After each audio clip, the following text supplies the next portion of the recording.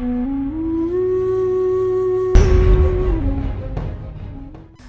तो जब मैं थोड़ा अटेंशन देता हूँ, मतलब इनडायरेक्टली नॉट डायरेक्टली, तो थोड़ी देर के लिए स्टैटिक्स फील करता हूँ, थॉट भी नहीं आते और अच्छा लगता है, लेकिन वो सिर्फ 1-2 सेकंड के लिए फिर स्लिप आउट हो जाता है।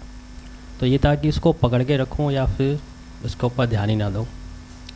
सेकंड है, आपने एक वीडियो में बताया, लास्ट टाइम भी बता रहे थे आप, कि मेडिटेटिवनेस इज़ इम्पॉर्टेंट, कोई विधि या टेक्निक नहीं है। तो मेडिटेटिवनेस थोड़ी क्लियरिटी चाहिए इसमें, कैसे इसको अचीव करें, मतलब व्हाट इज़ मेडिटेटिवनेस, इसको कैसे करें। पहली बात आप पूछते हैं कि जब कुछ घटता है तो एक स्टैटिक स्टेज आती है और फिर कुछ चीज़ें फिसलती भी हैं, तो क्या कुछ पकड़ के रखें या जाने दें। तो हमेशा ध्यान के रास्ते पर एक उसूल बनाना चाहिए कि कुछ भी पकड़ के नहीं रखना है, जो जा रहा है उसको जाने दीजिए, एक लेट गो की स्टेज में रहिए। और living in A let go stage is purely meditation. तो ठीक है, जो आया आने जैसा, जो जाने जैसा था वो गया, कुछ भी पकड़ के रखना नहीं है। यहाँ किसी भी चीज़ को दोबारा पकड़ा नहीं जाता, यहाँ जो भी होता है पहली और अंतिम बार होता है, तो इसलिए हम उसको जाने देते हैं, कुछ भी नहीं पकड़ते, अच्छा भी नहीं पकड़ते, बुरा भी नहीं पकड़ते। आज हम बहुत शांत थे, कल नहीं है, तो हम उस शांति को भी नहीं पकड़ते, क्योंकि जो शांति जानी थी वो जा चुकी, जो सुबह अभी हुई थी वो ख़त्म हो चुकी, अब शाम होने को है, तो हमने सुबह को छोड़ दिया, शाम में है। जब शाम को भी छोड़ देंगे तो अगली सुबह हम फिर होंगे। लेकिन जिस चीज़ को हम पकड़ने की कोशिश करते हैं वो कभी पकड़ में भी नहीं आती और हम एक हाइपोथेटिकल काल्पनिक जीवन में जीने लगते हैं। तो एक मेडिटेटर के लिए सबसे ज़रूरी है कि वो काल्पनिक जीवन में ना जी के एक्चुअल वास्तविक जीवन में जिए, वो सबसे इम्पोर्टेंट चीज़ है। दूसरा सवाल जिसको मैं हमेशा कहता हूँ कि अब ये वक्त है जब मेडिटेशन की नीड नहीं है, मेडिटेटिवनेस की नीड है। तो मेडिटेटिवनेस बिल्कुल सिंपल है, अंडरस्टैंडिंग, पीस, हैप्पीनेस और जो ब्लिस, जॉय, ये जो स्टेज है, जब हम इसको फील करते हैं कंटिन्यूअस, तो मेडिटेटिवनेस को हम फील कर रहे होते हैं। यानी कि इसको फील करने के लिए हमको किसी डिवाइस टेक्निक की ज़रूरत नहीं भी है, हम डायरेक्टली भी उसको फील कर सकते हैं। और किसी को अगर लगता है कि डिवाइस और टेक्निक के थ्रू जाकर हम शायद उसको महसूस कर पाते, तो उसके लिए वो भी ठीक है, यानी कोई इसमें बंधन नहीं है। लेकिन वो उधर से ही आती है, वो नहीं। जैसे कोई कहे मेडिटेशन, तो कई लोगों को लगता है मैं मेडिटेशन में जाता हूँ, लेकिन मेडिटेशन में वो केवल एक एक्सरसाइज में जाते हैं, एक प्रक्रिया है, क्रिया है, वो उसमें जा रहे हैं। एंड रिजल्ट जो मेडिटेटिवनेस होनी चाहिए वो नहीं मिलती। मेडिटेटिवनेस, वो अंडरस्टैंडिंग नहीं आती, वो क्लैरिटी नहीं आती, वो जो पीस है वो नहीं आती, जो जॉय, जो हैप्पीनेस या ब्लिस, वटेवर जो भी हम कहना चाहें वो है, वो नहीं आता। तो उस मेडिटेशन ने कुछ पे नहीं किया। हाँ, ये है कि जब हम मेडिटेशन में गए तो एक सर्टेन टाइप की हमको थोड़ी अच्छा लगने की फीलिंग हो सकती है, फील गुड फैक्टर। और मैं हमेशा कहता हूँ फील गुड कोई बड़ी इंपॉर्टेंट चीज़ नहीं होती है। इसीलिए ज़्यादातर मेडिटेशन हम देखेंगे वो थोड़े थकाने वाले होते हैं, कि वो हम जैसे एक्टिव मेडिटेशन हो तो एक्टिव मेडिटेशन में हम तो एक्टिवली थका देते हैं किसी को, उसके बॉडी माइंड को हम थका दें। थकने के बाद नेचुरल रिएक्शन होता है कि आप रिलैक्स होते हैं, आपको पीस लगती है,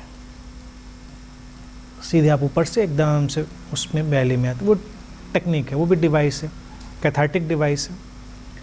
लेकिन वो जो फील गुड फैक्टर है वो इन ए वे ठीक है, लेकिन वो बहुत दूर तक नहीं जाता, क्योंकि इसीलिए उसका मैं इसीलिए एक बात और रिपीट करता हूँ, मेडिटेशन का भी एडिक्शन हो जाता है लोगों को। फिर उसको एडिक्शन फिर चाहिए, कई लोगों को वो शॉट बार बार चाहिए। क्यों? क्योंकि वो अब कैसे आएगा। फिर कुछ लोग भजन कीर्तन गाकर, जब आप एक रिद्म में भजन गा रहे हैं, एक रिद्म में कीर्तन गा रहे हैं थोड़ी देर के लिए, तो थोड़ी देर के लिए आप ट्रांस की स्टेज में चले गए। वो जो माइंड में ट्रांस क्रिएट होती है, जो अल्फा रिदम की अवस्था होती है हमारे माइंड की, उसमें भी हम फील गुड फैक्टर को महसूस करते हैं। अब फील गुड अच्छा तो है, कोई उसमें बुराई नहीं है फील गुड, लेकिन जब वो किसी सोर्स के थ्रू आ रहा होता है तो हमेशा ये लगता है कि अच्छा ये तो इधर से ही आएगा, ये तो हम भजन कीर्तन नहीं करेंगे तो नहीं आएगा, हम ये ऐसे सत्संग नहीं करेंगे, ध्यान नहीं करेंगे तो नहीं आएगा। तो वो एक डिपेंडेंसी और एक एडिक्शन उसमें भी वो चीज़ कन्वर्ट हो जाती है। अब हम जब से सुन रहे हैं तो ये भी पार्ट ऑफ मेडिटेशन है। सुनने के साथ आप क्लैरिटी ला रहे हैं, अंडरस्टैंडिंग ला रहे हैं, आप यहाँ की प्रेजेंस में हैं, आप कुछ नहीं कर रहे हैं, बस आप अलर्ट अवेयर होकर उस प्रेजेंस में हैं पूरी तरह। तो प्रेजेंस भी आपको ट्यून कर रही है, आप उससे ट्यून्ड हो रहे हैं, तो मेडिटेटिवनेस क्रिएट हो रही है। यानी कि अगर यहाँ पर पीस की रिपल हैं तो आपको उस पीस की तरंग में यानी कि जो वाइब्रेशन है उसमें प्रवेश करने के लिए, एंटर करने के लिए कुछ एक्सरसाइज नहीं करनी है, आपको बस थोड़ा सा ट्यून्ड हो जाना है, पीसफुल हो जाना है, तो आप पीसफुल फील करने लगेंगे। तो ये सुनना, समझना, बैठना, देखना, इसमें जितनी अलर्टनेस हम डालते हैं, जितनी अपनी हम अवेयरनेस डालते हैं, वो मेडिटेटिवनेस में हमको ले जाती रहती है और ये टेक्निकलेस होती जाती है। तो सुनने को भी अंडर एस्टिमेट नहीं करना चाहिए। अगर हम कॉन्सेप्चुअल प्रिजन के बिना, यानी कि जो एक पिंजरा है हमारे कॉन्सेप्ट्स का, उसके बिना सुनना सीख पाएँ, धारणाओं का जो एक बंदी गृह है उसके बिना हम सुनना सीख पाए, तो मेडिटेटिवनेस में एंटर कर गए हम ऐसे सुनते नहीं, क्योंकि हमको तो वही सुनना है जो हम सुनना चाहते हैं, हमको वही देखना है जो हम देखना चाहते हैं। तो वो चाहते चाहते में हम एक अलग थलग सेपरेशन में बने रहते हैं। तो उस ढंग से अगर हम जीना शुरू करते हैं तो मेडिटेटिवनेस तो हर जगह से पैदा होगी, चाहे हम नेचर के साथ में हों, किसी पर्सन के साथ में हों। धीरे धीरे करके उसका एंड रिजल्ट जो आता है वो अनब्रोकन पीस ऑफ माइंड की तरह आता है। जितना जो पीस ऑफ माइंड है वो प्रोलॉन्ग होती चली जाए, अनब्रोकन तो एंड रिजल्ट है, लेकिन जितनी कम ब्रेक हो उतना ही समझना चाहिए कि मेडिटेटिवनेस बढ़ती जा रही है। पहले आपकी पीस ज़रा सी बात पे डिस्टर्ब हो जाती थी कि आपको चाय पीने की इच्छा, आपको चाय नहीं मिली, आपको 2 घंटे के लिए पीस आपकी चली गई। आपको किसी से कोई बात कहनी थी, उसने आपकी बात नहीं सुनी, आपकी पीस चली गई। लोगों की तो ज़रा सी बात पे पीस चली जाती है। आपकी फेवरेट टीम मैच हार गई, आपकी पीस चली गई।